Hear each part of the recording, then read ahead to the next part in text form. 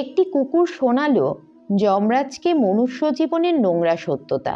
শুনলে আপনারাও চমকে যাবেন। এই প্রাচীন কথার মাধ্যমে আমরা আপনাদের জানাবো কিভাবে একটি কুকুর যমালয়ে চলে গেল এবং যমরাজের সঙ্গে সে শর্ত লাগালো, আর যমরাজ সেই শর্তে হেরে গেলেন এবং তারপরে যমালয়ে সমস্ত নিয়ম বদলে গেল। এই কথার মাধ্যমে আমরা জানব ভগবান শ্রী বিষ্ণু যমরাজকে মনুষ্য জীবন সম্বন্ধে কি জ্ঞান দিয়েছিলেন। প্রাচীনকালের মধ্যদেশে অত্যন্ত সুন্দর একটি নগরী ছিল।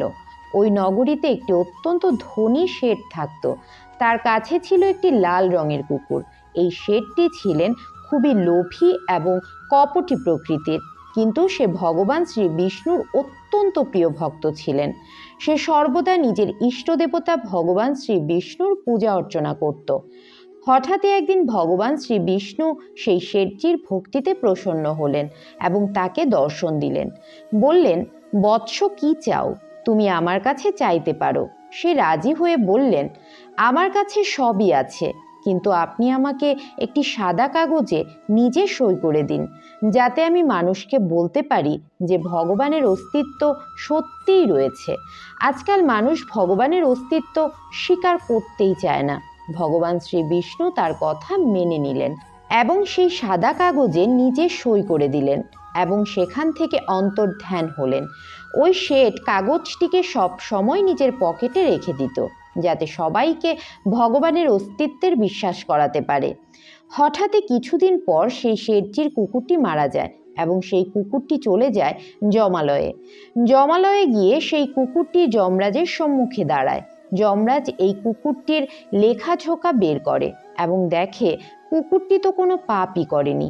সে কুকুরজনিতে জন্মগ্রহণ করার পরেও সব সময় মানুষের সেবা করে গেছে।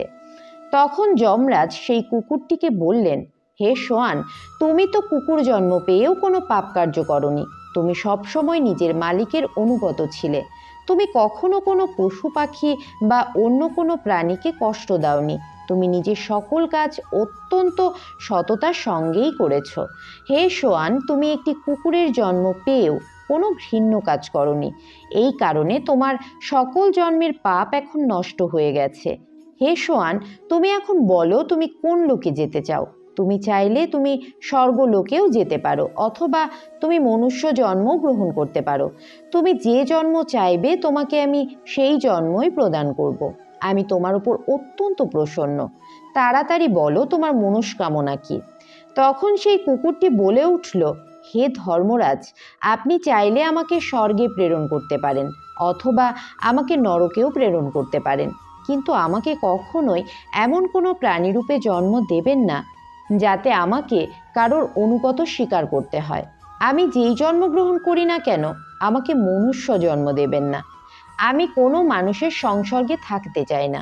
আপনি কৃপা করে আমাকে কোনো উচিত স্থান প্রদান করুন। কুকুরের কথা শুনে যমরাজ অবাক হয়ে গেলেন। তিনি বললেন, মনুষ্য জন্ম তো সবাই চায়। মনুষ্য জন্মপ্রাপ্তির জন্য তো দেবতারাও উৎসুক হয়ে থাকে। তাহলে এই প্রাণী কেন মনুষ্য জীবন চাইছে না? তখন যমরাজ সেই কুকুরটিকে বললেন, হে সোয়ান, তুমি কেন মনুষ্যদের সঙ্গে এত দ্বন্দ্ব করো? মনুষ্য জন্ম প্রাপ্তির জন্য দেবতারাও অপেক্ষা করে থাকেন, আর পৃথিবীতে তো মনুষ্য জীবনই সর্বশ্রেষ্ঠ। তবে কেন তুমি মনুষ্য জন্ম পেতে চাও না? এর আগে তো কখনো তুমি মনুষ্য জন্ম পাওনি। হয়তো এই কারণেই তুমি মনুষ্য জীবনের উপকারিতা সম্বন্ধে জানো না। তুমি একবার মনুষ্য জীবন প্রাপ্ত করে দেখো, তুমি বুঝতে পারবে এর কত সুবিধা রয়েছে। ধর্মরাজের কথা শুনে সে কুকুর বলে, আমি জানি ধর্মরাজ, মনুষ্য জীবন কত অমূল্য, কিন্তু মানুষ খুবই স্বার্থবাদী, ধূর্ত, কপটি এবং চালাক প্রকৃতির হয়। সে সব সময় শুধুমাত্র নিজের লাভটাই দেখে। সে নিজের লাভ দেখার সময় ঠিক ভুল কিছু বিচার করে না। মানুষ সারা সংসারের ধনপ্রাপ্তি করে ফেললেও তার তৃপ্তি হয় না। এর খিদে কখনোই মেটে না। মানুষ সবসময় দুঃখী থাকে, অকারণ চিন্তা করে এবং অপরকেও দুঃখী করে দেয়। মানুষ আমার মতো অবলা প্রাণীদেরকে নিজের গোলাম বানিয়ে রাখে এবং আমাদের দিয়ে তাদের স্বার্থ সিদ্ধি করে। এমনটাই নয়, মানুষ তো ভগবানদেরকেও ধোঁকা দিতে থাকে। এই কারণে আমি মনুষ্য জন্ম প্রাপ্ত করতে চাই না। যমরাজ বললেন, হে সোয়ান, তুমি এটা কি বলছো? একটা মানুষ কিভাবে ভগবানকে ধোঁকা দিতে পারে? আমাকে একটু বিস্তারিত বলো, আমিও জানতে চাই। তখন সে কুকুরটি বলল, হে ধর্মরাজ, মানুষ যখন মন্দিরে যায় তখন স্বার্থবাদী হয়ে ভগবানের পূজা করে। সে ভগবানকে বলেন, হে ভগবান, আমার এই কাজটি উদ্ধার করে দাও, এই দান ধর্ম করব, আমি এত টাকা অর্পণ করব, ইত্যাদি আরও অনেক প্রতিশ্রুতি ভগবানকে দেয়। সে তার কার্যসিদ্ধির জন্য কতই না মিথ্যা প্রতিশ্রুতি দেয় ভগবানকে, কিন্তু যখনই তার কর্ম পূর্ণ হয়, সে তার মনোবাঞ্ছিত ফল পেয়ে যায়, তখন সে তার সমস্ত প্রতিশ্রুতি ভুলে যায়। জীবনে উন্নত হওয়ার আকাঙ্ক্ষায় সে আপন ব্যক্তিদেরই শোষণ করতে থাকে। কোনো ভালো কাজে তার মন বসে না, একে অপরের পিছনে লাগতেই তারা ব্যস্ত থাকে। নিজে শান্তিমতো খায় না, অপরকেও শান্তিমতো খেতে দেয় না। নিজের কার্যসিদ্ধি করার জন্য অপরকে প্রতারণা করে। মানুষের ধূর্ততা দেখুন। মানুষ ভগবানকেও লোভ দেখায়।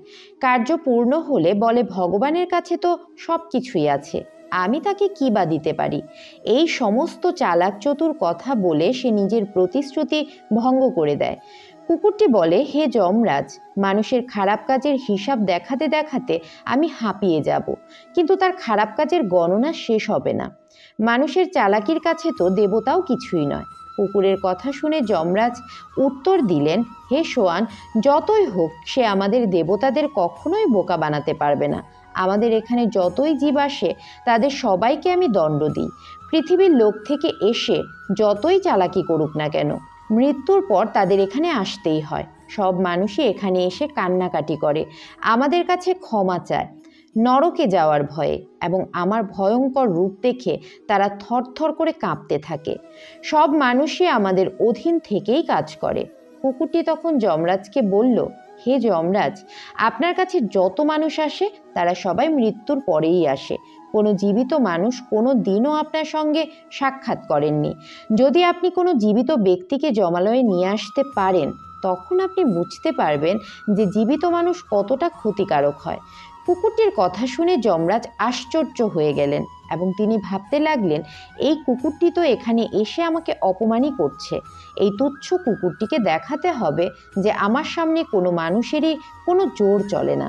নিজের কথা প্রমাণ করবার জন্য যমরাজ নিজের 2 যমদূতকে ডাকলেন। তিনি যমদূতদের বললেন, হে যমদূতেরা, যাও এই কুকুরের মালিককে জীবিত যমালয়ে নিয়ে আসো। আমিও দেখতে চাই যে জীবিত কোনো ব্যক্তি আমার সামনে কি চালাকি করতে পারে। আর যদি এই কুকুরটির কথা মিথ্যা হয়, তাহলে এই কুকুরটিকে নরকে পতিত করা হবে। তবে সেই কুকুরটির বিশ্বাস ছিল যে একটা জীবিত মানুষ পুরো যমালয়কে তছনছ করে দিতে পারে। এরপর যমদূতেরা পৃথিবীতে যায় এবং কুকুরের মালিককে জীবিতই যমালয়ে নিয়ে আসে। যখন তারা শেঠজিকে যমালয়ে নিয়ে আসছিল, তিনি ঘুমন্ত অবস্থায় ছিলেন। রাস্তায় তার ঘুম ভেঙে যায়। সে দেখে 2 যমদূত তাকে নিয়ে কোথাও যাচ্ছে।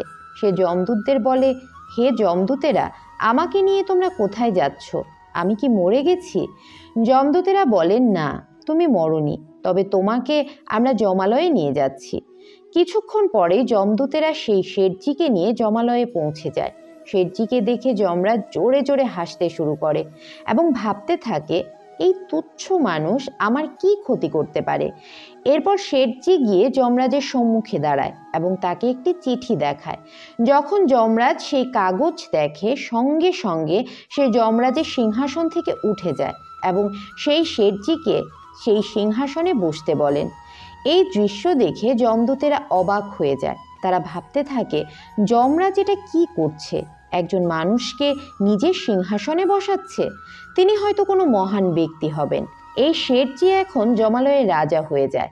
যমরাজও তার আজ্ঞা মানতে বাধ্য হয় এবং শেষে যমরাজের সিংহাসনে বসা মাত্রই যমালয়ের সমস্ত নিয়ম বদলে দেয় এবং যমরাজকে এই যমদুয়ারের পাহারাদার বানিয়ে দেয়। তারপর শেঠজি হঠাৎই ভাবতে থাকে, যখন আমি মরে যাব তখন তো আমার আবার এখানেই ফেরত আসতে হবে, আর আমি যে কাজ করছি এই শাস্তিও তো আমাকে এখানে আসার পর পেতে হবে। এই কথা ভেবেই শেঠজি একটা সিদ্ধান্ত নিল। সে নরকে থাকা সমস্ত ব্যক্তিদেরকে স্বর্গে প্রেরণ করলো এবং নরকের দুয়ার বন্ধ করে দিল। এরপর সকল যমদূতেদের তিনি আদেশ দিলেন যে আজকের পরে যেন কোনো প্রাণীকে যমালয়ে না পাঠানো হয়। সমস্ত মৃত ব্যক্তিদেরকেই যেন স্বর্গে পাঠানো হয়। শেঠজির এমন আদেশ শুনে স্বর্গলোকে হুড়োহুড়ি পড়ে যায়। সব দেবতারাই হয়রান হয়ে গেলেন, কিন্তু তারা কিছু করতেও তো পারতেন না। আদেশ দিয়েছিলেন যমলোকের রাজা, তাই চুপচাপ সবাই তার আদেশ পালন করতে শুরু করলেন। স্বর্গলোকের ভারসাম্য পুরোপুরি নষ্ট হতে থাকলো।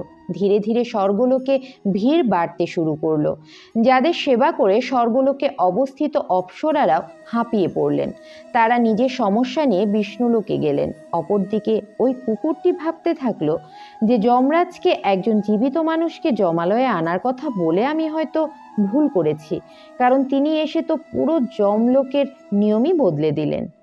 এরপর সেই কুকুরটি শেঠজির কাছে গেল এবং জিজ্ঞেস করতে লাগলো, আপনি কি করলেন যার কারণে এমনটা হলো?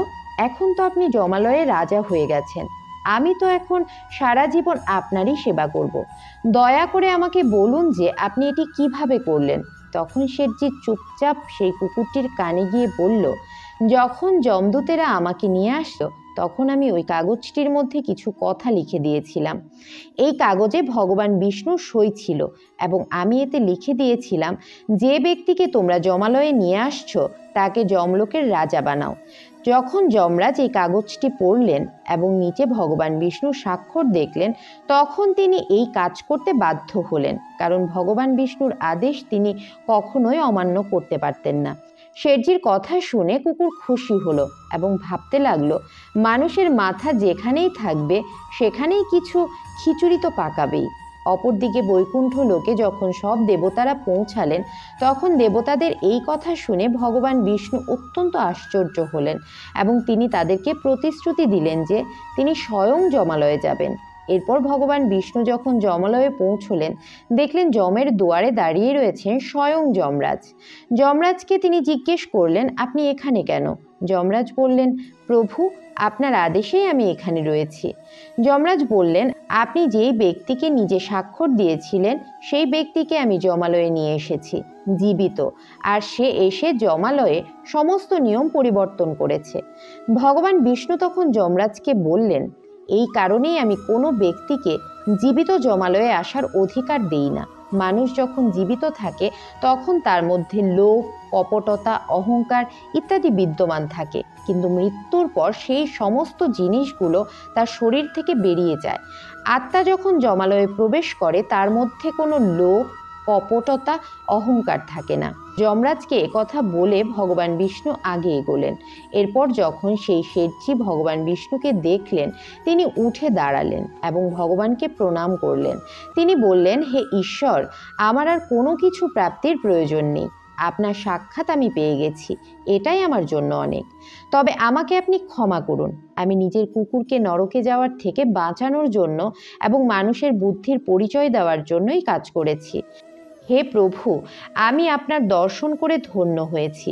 এরপর ভগবান বিষ্ণু মনে মনে হাসলেন এবং শেঠজিকে ক্ষমা করে দিলেন এবং শেঠজিকে আবার পৃথিবীলোকে প্রেরণ করলেন এবং ভগবান বিষ্ণু আবারও যমরাজকে যমালয়ের রাজা বানালেন। তখন সে কুকুরটা আবার যমরাজকে বলল, হে যমরাজ, আপনি দেখলেন জীবিত মানুষের চালাকি। একজন জীবিত মানুষ কি করতে পারে? এই কারণেই আমি মনুষ্য জন্ম চাই না। মানুষ যখন স্বার্থবাদী হয়ে যায় তখন সে অন্ধ হয়ে যায়। সে বন্ধু, পরিবার কোনো কিছুই লক্ষ্য করে না। লোভে পড়ে সে ধর্ম থেকেও ভ্রষ্ট হয় এবং অনিষ্ট কর্ম করতে শুরু করে।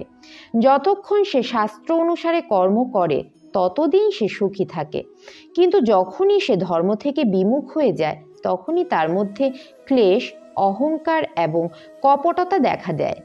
আস্তে আস্তে তার পতন হয়। এরপর যমরাজ সেই কুকুরকে ক্ষমা করেন এবং তাকে স্বর্গে প্রেরণ করেন এবং যমালয়ে পরিবর্তন করা নিয়মগুলিকে আবার ঠিক করে দেন।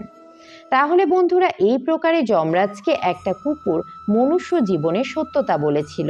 এই কথা আপনাদের কেমন লাগলো? আশা করি ভিডিওটি ভালো লেগেছে। যদি ভিডিওটি ভালো লেগে থাকে তাহলে অবশ্যই একটি লাইক করবেন আর কমেন্টে জয় শ্রীকৃষ্ণ লিখতে ভুলবেন না। আর এই ভিডিওটি আপনার বন্ধু বান্ধব ও আত্মীয় স্বজনদের মধ্যে শেয়ার করে দিন। যাতে তারাও এই ভিডিওটি থেকে উপকৃত হতে পারে।